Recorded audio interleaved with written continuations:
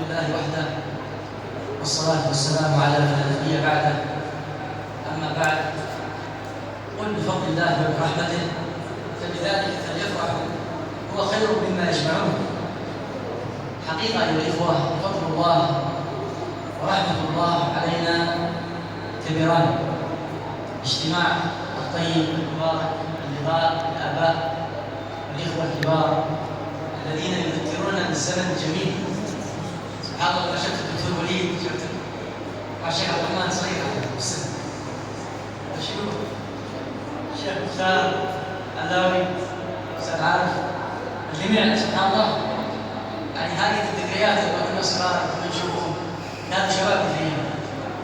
اليوم يعني أصبحوا كبار، لكن لا زالت أرواحهم شباب، ولذلك هم يشاركونكم هذه المسابقات مع انشغالهم ومع ارتباطاتهم.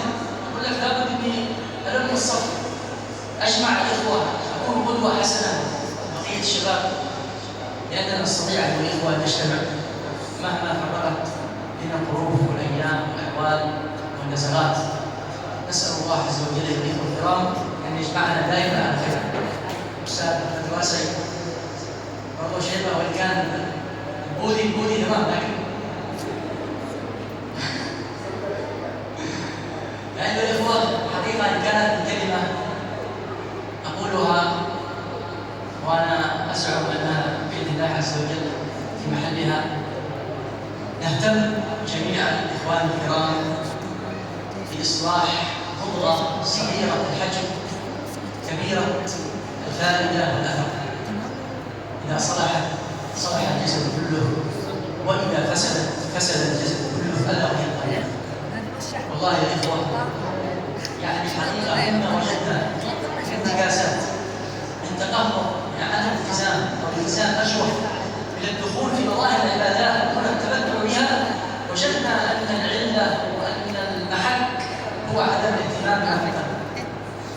أنا لا أقول إننا لا نهتم بمراهينا، وهي سنة وهي أشياء واجبة ربما، لكن أتحدث عن الإخوة الأساس المحك. جاء رجل من الإمام أحمد رحمه الله فقال له: كيف تريد القلوب؟ فقال الإمام أحمد: بأكل الحلال. فذهب إلى بشر الحافي فقال له: بما تريد القلوب؟ قال: بذكر الله. ثم جاء إلى رجل آخر فسأله فقال: في ذكر الله. قال: أتيت من عند أبي عبد الله ففرح واحمرت وجهاه فقال: أي شيء؟ قال: لك. أي شيء؟ هكذا تنطق. إذا جاءت اللغة جاءت في كتب العلماء تنطق بالفتح وكسر الشين مع التنوين، ومعناها أي شيء. أي شيء؟ قال: لك. قال: فقال لي: بأكل الحلال. فقال: أتى بالجوهر. لعل الإمام أحمد رحمه الله استنبطه من الحديث عندما قال النبي صلى الله عليه وسلم في سياق الحديث، قال: إن الحلال بين وإن الحرام بين. ثم قال في الأخير: ألا وإن في الجسد والله إذا صلح الجسد كله. أيها الإخوة الكرام، الاهتمام بقلوبنا، الاهتمام بمحل نظر ربنا. تخيل مهما عظم جسمه وكثر ماله واشتد سلطانه وارتفع أتباعه، لا ينظر الله إلى هذه الأشياء. إلى ماذا ينظر ربنا سبحانه وتقدس؟ ينظر إلى قلوبنا وينظر إلى أعمالنا. وهذا حديث الإمام مسلم. أيها الإخوة، كلما ارتقينا بالقلوب، وهذه الموسم عظيم لاهتمام القلوب، القرآن، التدبر، القيام، نحن على أبواب العشر الأواخر يا إخوة. كم من إنسان يقول: ما أخشع، نذكر الله عز وجل فلا أبكي، يدعى الله عز وجل دعاء جميل ما أتأثر. نقول: الله عز وجل أعد لنا نعمك. ارجع إلى نفسك، ارجع إلى قلبك، فتش عن أحوالها. جاء رجل له الدرداء فقال: أجد قسوة في قلبي. شوف يا إخوة، يعني عندما كان يؤثر فيهم الشيء بسيط وقليل يقولون: أجد شيء في قلبي. أما اليوم إيش نقول لهم؟ إيش نجد في قلبي؟ هل وجد أحد من الإخوة ذهب إلى أخيه فقال له: قلبي قاسي، إيش رأيك؟ كيف أدينه؟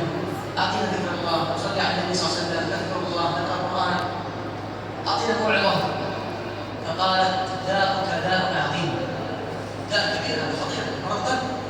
ليس روماتيزم قلب، وليس توخم وليس انسداد وليس جريانات. الموضوع معنوي مريض ربما ميت، فقالت له اوصيك بزياره القبور والمقابر والمسح على راس الايتام وعياده المرضى والصبر، وهي اطباء القلوب واطباء الله. فذهب الرجل يطبق هذه الوصيه، يمسح على راس الايتام ويعود المرضى ويزور المقابر، ثم جاء اليها فقال قد ذهب مما كنت اشد، جزاك الله خيرا. اذا ايها الاخوه نفتش عما في قلوبنا قدر الامكان حتى تصير القلوب الى قلبين، اسود وقلب ابيض كما في الحديث.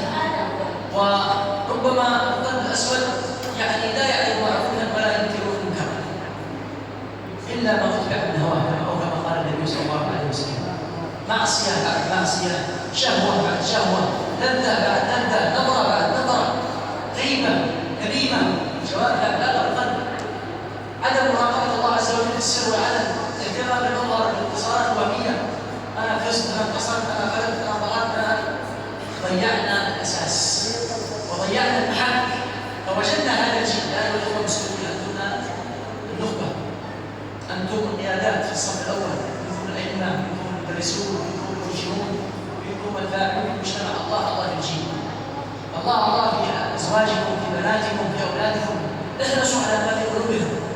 نعم قد تشق عليه، ليش ما سويت كذا السنه الفلانيه وهذا شيء صحيح، لكن هل سالت ولدك كيف حال قلبك؟ كان يكتب الاخ لاخيه من السلف كيف تجد قلبك في السلام، يرسل رساله عن بعد من الغفار والصحابه، كيف تجد قلبك بس؟ كيف تجد قلبك؟ فتش عن قلبك. نسال الله عز وجل يا اخوان ان يرزقنا هذه القلوب السليمه، قلبا سليما، قلبا صالحا، قلبا ذاكرا، قلبا خاشعا.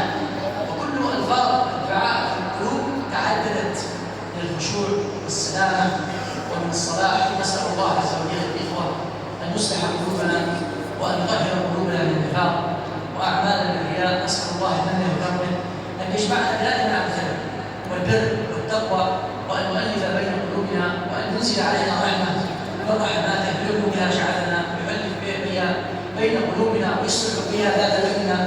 ونسال الله عز وجل منه وكرمه ان يبلغنا واياكم ليله القدر ايمانا واحتسابا، نقومها لله عز وجل وفي سبيل الله، فيضاعف الله لنا المثوبات. والله اعلم، وصلى الله على نبينا محمد وعلى اله وصحبه.